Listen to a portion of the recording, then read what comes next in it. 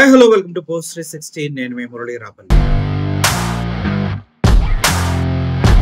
అనగనగా ఒక yellow media, దానికి సమాజం ఎటుపోతున్నా పని లేదు, కానీ వాళ్ళ నాయకుడికి మాత్రం కాళ్ళు ఒత్తటం, భుజాలు నొక్కటం, అప్పుడప్పుడు తగ్గిన తుమ్మిన మూతులు తుడవటం, ఇంకా వాష్రూమ్కి వెళ్ళినా కూడా అనేక రకాలైనటువంటి సేవలు చేయటం బాగా అలవాటైపోయింది.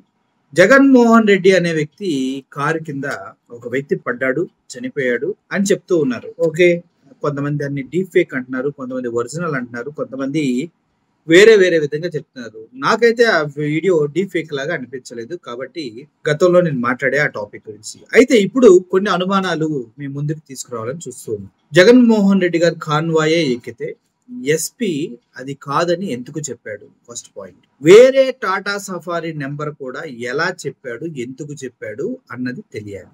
ఆ వీడియో డీప్ ఫేకా ఒరిజినల్ అనేది ఫోరెన్సిక్ డిపార్ట్మెంట్ వాళ్ళు ఫైనల్ చేయాల్సి ఉంది. అది ఎప్పటి వరకు వస్తుంది అనేది తర్వాత విషయం. ఇప్పుడు అసలు విషయం ఏంటంటే, ఎవరైతే ఆ వెహికల్ కింద పడి ఇబ్బంది పడ్డాడన్న వ్యక్తి ఉన్నారో సింగయ్య, తనని రోడ్డు పక్కకి లాగి పెట్టారు. ఓకే, ఫస్ట్ పోలీసులు ఆయన్ని తీసుకొని వెళ్తూ ఉన్నారు ఆటోలో ఎక్కించడానికి. అప్పుడు తన డ్రెస్ పైన కానీ తన బాడీ పైన కానీ ఎక్కడా కూడా ఒక టైర్ మార్క్ కానీ ఒక బ్లడ్ స్టెయిన్ కానీ లేదు, అంటే రక్తపు మరకలు కానీ లేవు. మరి ఆటోలో పోలీసులు ఎక్కించుకొని వెళ్ళినప్పుడు అతన్ని హాస్పిటల్లో ఎందుకు జాయిన్ చేయలేదు? మళ్ళీ రోడ్డు పక్కన పడి ఉండి అంబులెన్స్ ఎందుకు వచ్చింది? అంబులెన్స్ ఎందుకు తీసుకెళ్ళింది? అంటే పోలీసులు తీసుకెళ్లి జాయిన్ చేశారా? మళ్ళీ అంబులెన్స్ తీసుకెళ్ళడానికి గల కారణాలు ఏంటి? ఎస్పీ గారు చెప్పటువంటి పోలీస్ డిపార్ట్మెంట్ వాళ్ళు వచ్చి ఆయన్ని తీసుకుని జాయిన్ చేశారు, క్రమంలో చనిపోయారు అని చెప్పారు. మరి అంబులెన్స్ లో తీసుకెళ్ళడానికి ఎందుకు అంబులెన్స్ వచ్చింది? అంబులెన్స్ ఎందుకు తీసుకెళ్ళింది? అతను ఫస్ట్ పోలీసులు తీసుకువెళ్తున్నప్పుడు తన డ్రెస్ పైన ఎటువంటి మార్క్స్ కానీ తీవ్రమైనటువంటి ఇంజురీస్ కానీ కనిపించలేదు. కారణం ఏంటి? ఈ అంబులెన్స్ వచ్చే టైంకి వైట్ షర్ట్ పైన టైర్ మార్క్స్ కనిపించాయి. అది కూడా టైర్ మార్క్స్ మెడ మీద ఎక్కితే టైర్ మార్క్స్ మనకు కనిపించింది ఎక్కడ? రిబ్స్ ఏరియాలో. మెడపైకి వీల్ ఎక్కింది, సో అక్కడ షోల్డర్ మీద ఇంజురీ అయింది అనుకుంది. అయినప్పటికీ ఫస్ట్ వీడియోకి ఈ వీడియోకి తేడా, వ్యత్యాసం ఎక్కడి నుంచి వచ్చింది? ఇవి క్షుణ్ణంగా పరిశీలించవలసిన విషయాలు. సో ఈ విషయాన్ని పోలీసులు, ఫోరెన్సిక్ డిపార్ట్మెంట్, అదేవిధంగా న్యాయ నిపుణులు ఎవరి నుండి తేలుస్తారు. ఈ క్రమంలో యాక్సిడెంట్ చేసినటువంటి డ్రైవర్ ని, దాంతో పాటు ఎవరైతే ఈ జీప్ లో ట్రావెల్ చేశారో వాళ్ళందరి పైన కూడా ఎఫ్ఐఆర్ రిజిస్టర్ చేయడం జరిగింది. దాంట్లో జగన్మోహన్ రెడ్డి A2గా జాయిన్ చేయడం కూడా జరిగింది. ఇప్పుడు అసలు విషయానికి వద్దాం. ముఖ్యంగా ఈ మీడియా బ్రోకర్ గాళ్ళ దగ్గరికి వద్దాం. సమాజంలో ఇన్ని దరిద్రాలు జరుగుతూ ఉన్నాయి. ఇన్ని దరిద్రాలు జరుగుతుంటే వాటి గురించి ఒక్కసారి ఒక్క న్యూస్ కూడా అమ్మకి అబ్బక పుట్టినట్టుగా వేయలేదు. చిన్నపిల్లల మీద అఘాయిత్యాలు జరిగినప్పుడు ఎప్పుడు ఆ న్యూస్ రాయలేదు. న్యూస్ పైన ఎప్పుడు కూడా వార్తలు చేయలేదు. 14,000 అమ్మాయిని 14 మంది టీడీపీ నాయకులు అరాచకంగా వాడుకొని పాడు చేసినా దానిపైన వీడియో చేయలేదు. చెట్టు కట్టేసి కొట్టినా వీడియోస్ చేయలేదు. వికలాంగురాలు తగలబద్దలు కొట్టినా వీడియోలు చేయలేదు. చివరికి వాళ్ళ పార్టీ వాళ్ళు పొడుచుకొని చచ్చిపోయినా కూడా వైఎస్ఆర్సీపీ పార్టీ మీదే వేశారు. ఇప్పుడు జగన్మోహన్ రెడ్డి గారు కాన్వాయ్ కింద పడిన వ్యక్తిది కరెక్ట్ అని ఎవడో అంటలేదు, ఇంక్లూడింగ్ నేను కూడా. అది కరెక్ట్ అని సమర్థించే మనస్తత్వం కాదు. బట్ గతంలో ఉన్నటువంటి పరిస్థితులు కంపేర్ చేస్తే జగన్మోహన్ రెడ్డి గారు దీనికి వెళ్తున్నప్పుడు అనేక రకాలైన అడ్డంకులు చేయడానికి ప్రయత్నించారా లేదా? ప్రజల్లోకి వెళ్తున్నప్పుడు మిర్చి యార్డ్లో సెక్యూరిటీ ఇవ్వలేదు, ప్రజలు తండోపతండాలుగా వచ్చి ఉక్కిరి బిక్కిరి చేశారు. ఒకటి. Z+ category security Jaganmohan Reddy గారికి ఉన్నదన్న విషయాన్ని ప్రభుత్వం విస్మరించింది అన్నది 100% వాస్తవం. అతనికి ఇవ్వాల్సిన సెక్యూరిటీ ఇవ్వట్లేదు కదా, ఒకటి. నెంబర్ 2, వల్లభనేని వంశీ దగ్గరికి వెళ్ళినప్పుడు సెక్యూరిటీ ల్యాబ్స్ జరిగింది. అక్కడ కూడా రోప్ పార్టీ లేదు, ఏమీ లేదు. నాయకులే, ప్రజలే మానవహారంగా మారి జగన్మోహన్ రెడ్డికి సెక్యూరిటీ ఇచ్చుకుంటూ వెళ్ళారు. వదిలి వెళ్ళాడు పొగాకు రైతుల దగ్గరికి. అక్కడ డైరెక్ట్ గా టీడీపీ వారిని దించేసి బ్లాక్ బెలూన్స్, ప్లే కార్డ్స్ పట్టుకుని నిరసనలు తెలిపి రాళ్లతో, చెప్పులతో వైఎస్ఆర్సీపీ వాళ్ళని కొట్టించారు. మరి ఇక్కడ సెక్యూరిటీ ల్యాబ్స్ జరిగింది. ఇన్ని జరిగిన తర్వాత అందరూ ఎక్స్పెక్ట్ చేశారే జగన్మోహన్ రెడ్డి గారు ప్రజల్లోకి రాకుండా ఉండడానికి కూటమి ప్రభుత్వం ఏదో పెద్ద ప్లాన్ వేస్తూ ఉంది, తద్వారానే పల్నాడు కాన్స్టిట్యున్సీలో, పల్నాడు డిస్టిక్ లోకి అతను వస్తున్నాడు అన్నప్పుడే చాలా మంది పెద్దలు ప్రిటెండ్ చేశారు ముందే.